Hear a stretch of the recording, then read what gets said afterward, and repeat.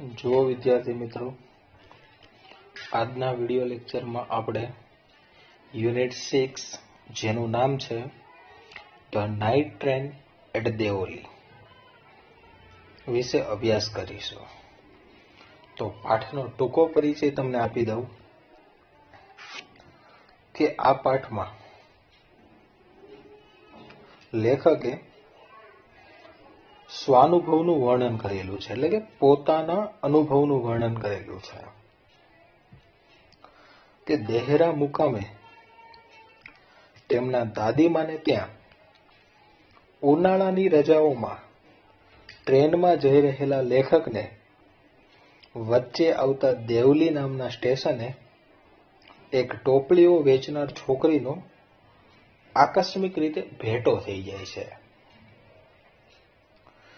છોકરીને જોતા વેત પ્રથમ નજરમાં પ્રેમમાં પડી ગયેલા લેખક છોકરીની મુગ્ધતા તરફ આકર્ષાય છે. પ્રથમ મુલાકાતમાં માત્ર 1-2 વાક્યોની આપલે થવા છતાં લેખકની ઊંઘ હરામ થઈ જાય છે. વળતી મુસાફરી દરમિયાન, એટલે કે દેહરાથી પાછા આવતા વખતે તે જ સ્ટેશને પ્લેટફોર્મ પર ફરીવાર એ જ છોકરી સાથે મૌન દ્વારા વાતો કરી રહેલા લેખકને ટ્રેન ઉપડતા ના છૂટકે છોકરીને છોડીને જતું રહેવું પડે છે. બીજા વર્ષે ફરીવાર વેકેશનમાં દેહરા જઈ રહેલા લેખકને દેવલી સ્ટેશન પર છોકરી ન દેખાતા તેઓ સ્ટેશન માસ્ટરને પણ પૂછે છે. તેમ છતાં છોકરી ન મળવાથી લેખક છોકરીની યાદોને તેનામાં સમાવી લે છે અને ત્યાંથી વિદાય લે છે. આ રીતે અહીં આ પાઠમાં માનવીના મનોભાવોનું સુંદર રીતે નિરૂપણ કરવામાં આવ્યું છે. તો ચલો વિદ્યાર્થી મિત્રો, આપણે પાઠની શરૂઆત કરીએ. Unit 6 the night train at Deoli. જો શું કહે છે,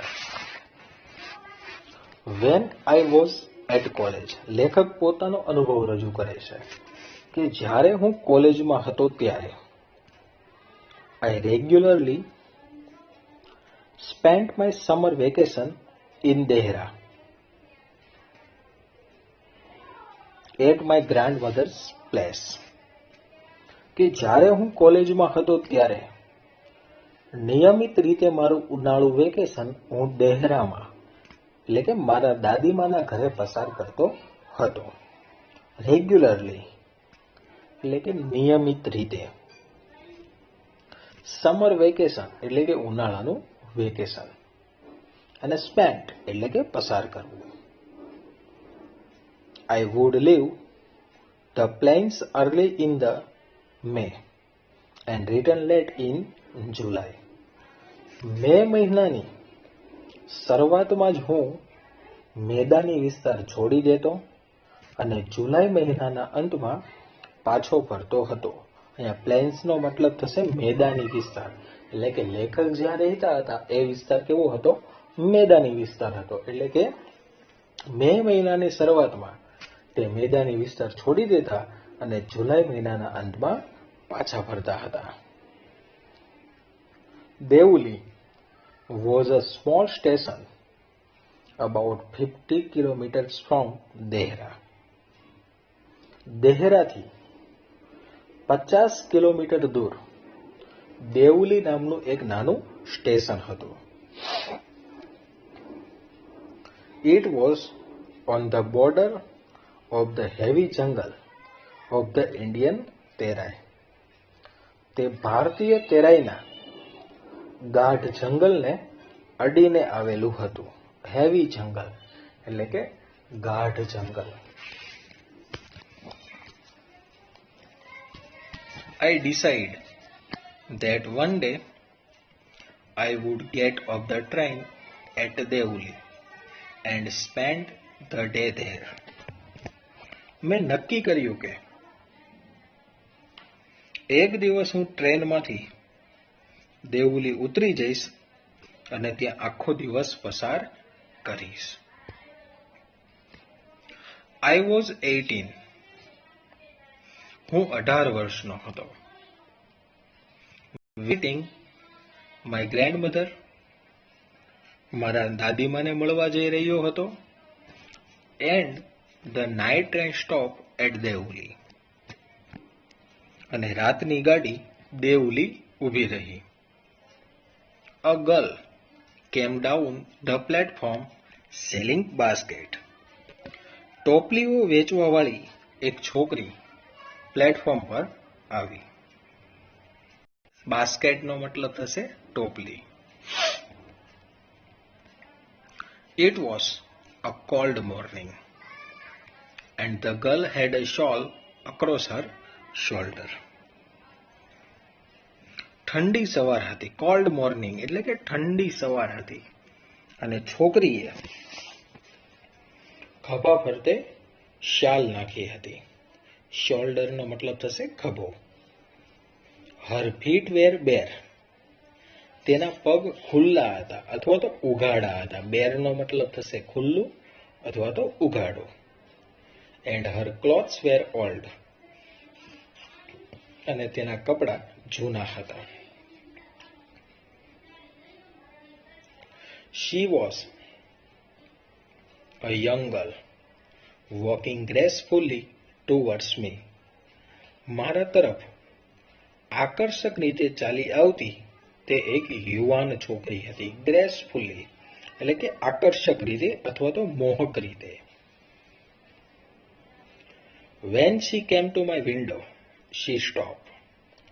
જ્યારે તે મારી બારી પાસે આવી તે ઊભી રહી ગઈ. She saw that I was looking at her intently.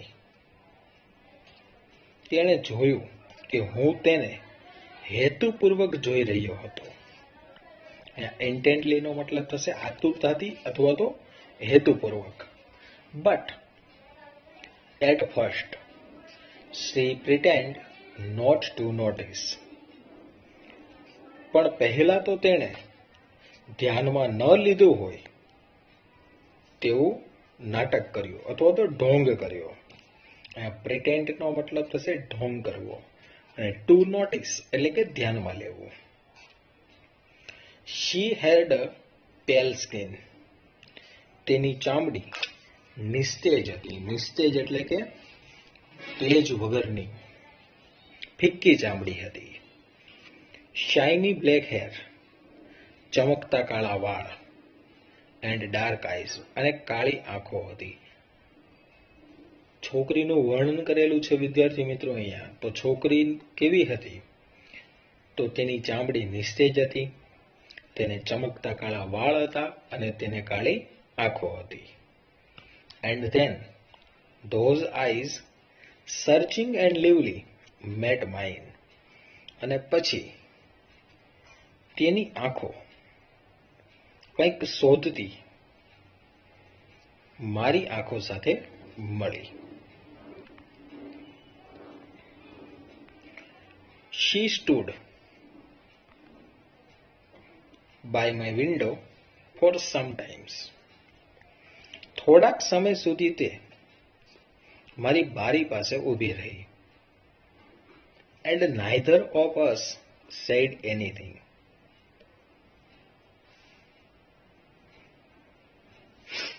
અને અમારા બંનેમાંથી કોઈ કંઈ બોલ્યું નહીં. But when she move on એટલે કે આગળ ચાલવું. પણ જ્યારે તેણીની આગળ ચાલી, I don't know why left my seat and rushed to the carriage door. કે હું નથી જાણતો કે શા માટે હું મારી સીટ છોડીને ડબ્બાના દરવાજે દોડી ગયો. શું કહે છે